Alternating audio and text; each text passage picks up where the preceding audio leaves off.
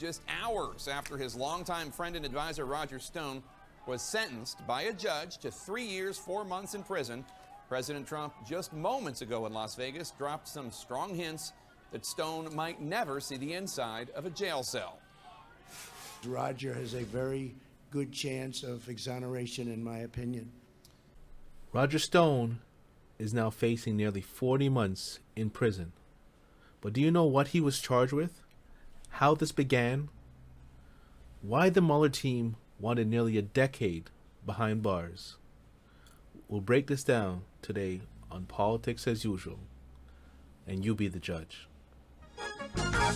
They want us to be monolithic, pessimistic, have us like a freedom should be on a wish list. Finger to the struggle, I ain't stuck in that bubble. They try to give me trouble because I'm thinking free. Easily I could be nothing, could be on that block wishing Govy give me something. Welfare, food stamps, whatever they think it's supposed to be. Like being black's automatic for supporting me. Don't need for groceries. I could work, get a cert, build my worth, build a life, family first. Ah yes, no one can stop me. I am on top sheet, and I'm going there, they'll try hold me down. Politics as usual.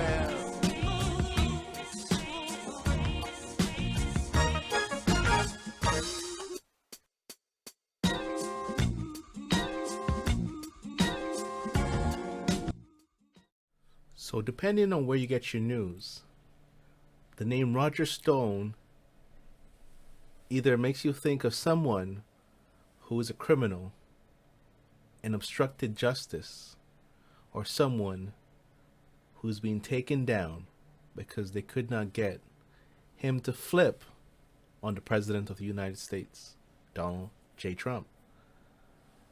Now, we're going to go over the counts and break it down for you so you can be the judge. So count 1, obstruction of proceeding. This charge here stems from when Roger Stone testified in front of the House Intelligence Committee. So therefore, the Mueller prosecutors are now charging him with misleading the HPSCI, or the House Permanent Select Committee on Intelligence, who's now run by Adam Schiff. So that was the first count. And they said that he made multiple false statements to this committee. The other false statements, as you can see here, Roger Stone made false statements. He testified falsely that he did not have emails with third parties about the head of Organization 1. Now, it doesn't say who Organization 1 is, but we believe, as been reported, Organization 1 would be WikiLeaks, and that he did not have any documents, emails, or text messages that refer to the head of Organization 1. So the key word in there is refer. It is not he spoke to the head of Organization 1. It is that he lied about having text messages referring to the head of Organization 1, which would be Julian Assange. So this is worded so carefully, but when you hear it in the news, it plays out like Roger Stone was lying about not having any documents, emails, or text messages about him speaking to the head of Organization 1. Now it also says Stone testified falsely that his August 2016 references to being in contact with the head of Organization 1, aka Julian Assange, were references to communications with a single go-between, mutual friend, or intermediary who Stone identified as person 2. Stone testified falsely that he did not ask the person he referred to as his go-between, mutual friend, and intermediary to communicate anything to the head of Organization 1, and did not ask the intermediary to do anything on Stone's behalf. So in layman's terms, they're saying Stone claimed he never asked this friend to, or if he can speak with Julian Assange or relay a message to Assange. It was later found out that Stone did ask the friend if it's possible. Can you do this? Do you know how to reach him? And these two guys boasting about it, he claimed, yeah, I can do it, which he never did, was never able to. But when Stone was asked about this in the Intelligence Committee hearings, he denied it.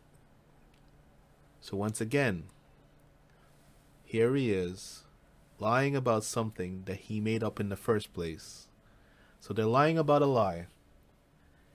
And this is the big case that Mueller team and the Mueller probe wanted to throw 7 to 9 years at a guy for lying about a lie and pretending to be something he was not, and pretending to have the connections he did not have. This gets more unbelievable the more you read it. And this is why it's so important for people to bypass the news sometimes and just look at the documents. As Trump always says, read the transcripts. It is so important that you read and see things for yourself. Before we get into that, I want to talk to you about, there was a little back and forth going between Stone and Person 2, and it seemed to be going on for a while, where it seems like Roger Stone was getting good lawyer advice not to speak to the FBI, not to do certain things, and he was relaying that same thing to Person 2, because Person 2 seemed to be getting pressured to go in front of the Intelligence Committee and speaking to the FBI. And he kept coming back to Roger Stone and telling him, hey, I'm being pressured to do this.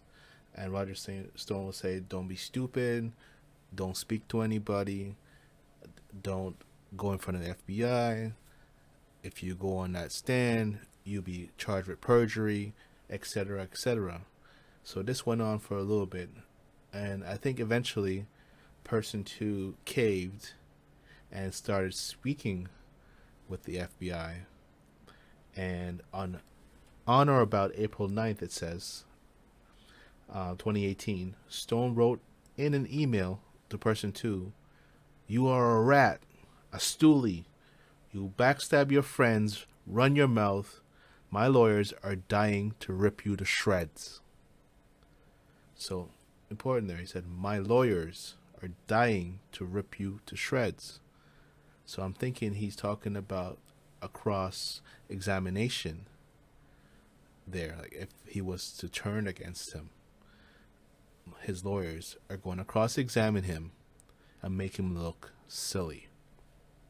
That's what I get from it.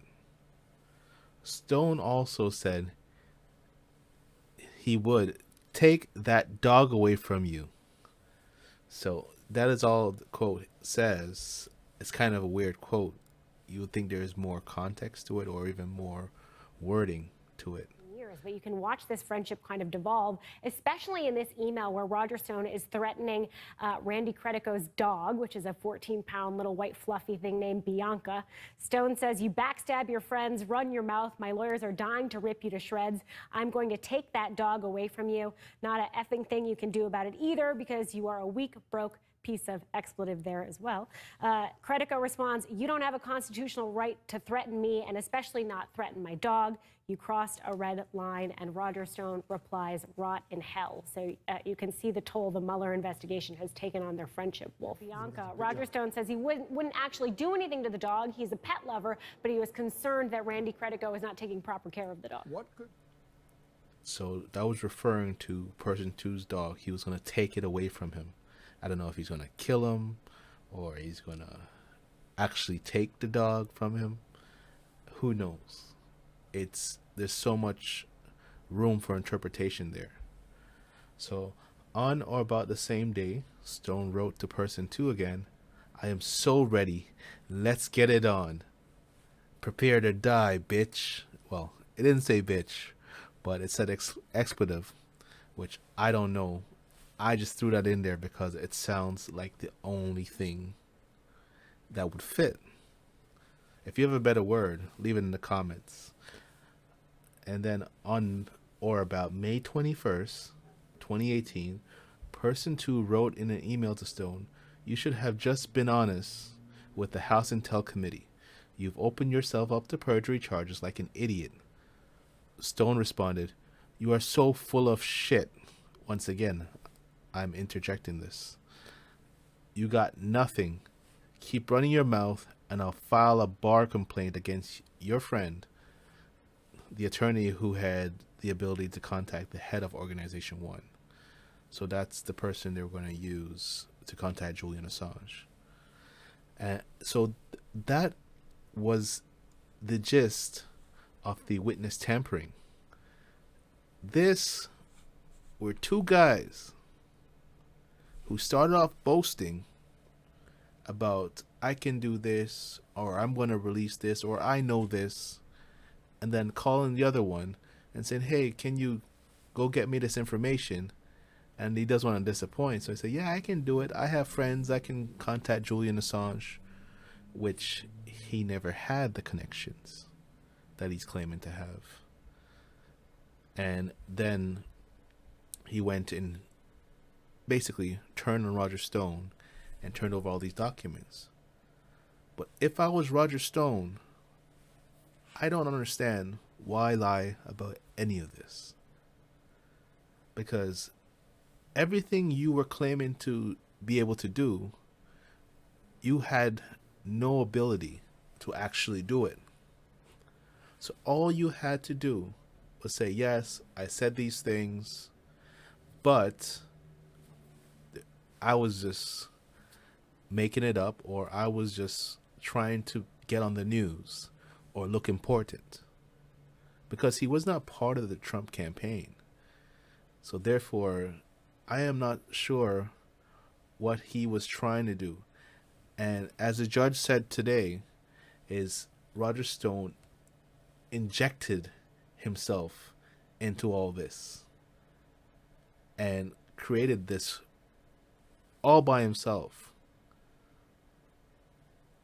So the question is, what in this document here would you say was worth 8 to 9 years? And when Attorney General